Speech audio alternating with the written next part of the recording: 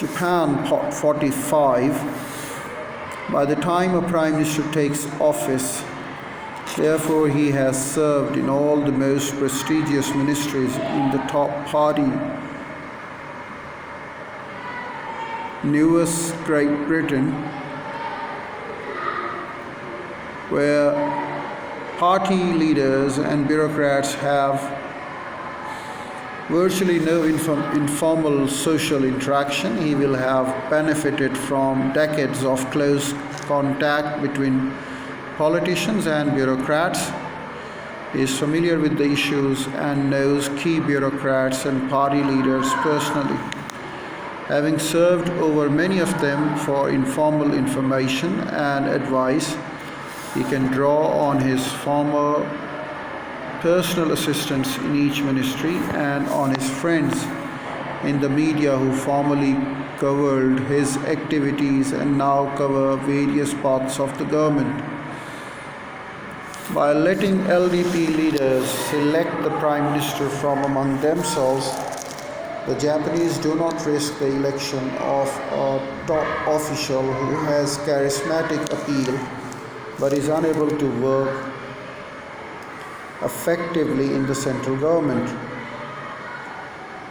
Rather, they choose a political experience and highly able leader who is a known quantity, one who can work harmoniously with the various ministries.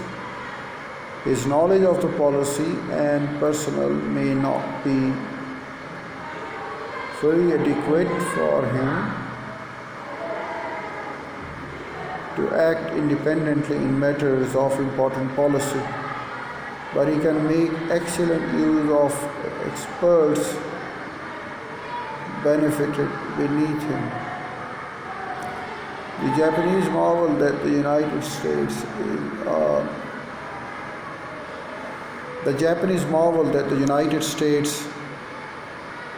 a man may be elected president who has no experience in Washington bureaucracy or no experience in national capital at all, and that such an outsider can set policy and tell experienced bureaucrats what to do.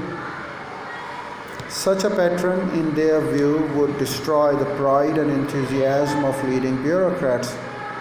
It could lead an amateurish decision and to policies tied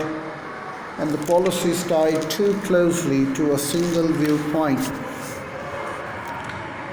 The lack of seasoned judgment and predictability that such patron might produce could jeopardize stable alliance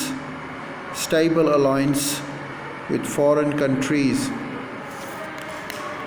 Boundless scope and mired encouragement. The approach to the private sector. Since the late 1970s, since the late 19th century, when it became clear that the competition alone, let me read the heading as well, boundless scope and mired encouragement, the approach to the private sector. Boundless scope and mired encouragement, the approach to the private sector.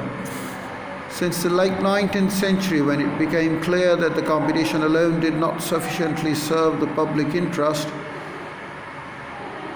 the burgeoning American bureaucracy has developed, administered increasingly numerous and complex regulations designed to tame monopolies and curb the evils of business. The assumption has been that many businesses, if left to their own devices, would take advantage of the government and the people. The job of the regulatory agency is to oversee the business community and uncover deceptions. The spirit of the regulated organization is to provide minimum of information and to comply with a few such rules as it can legally get. legally can get away with.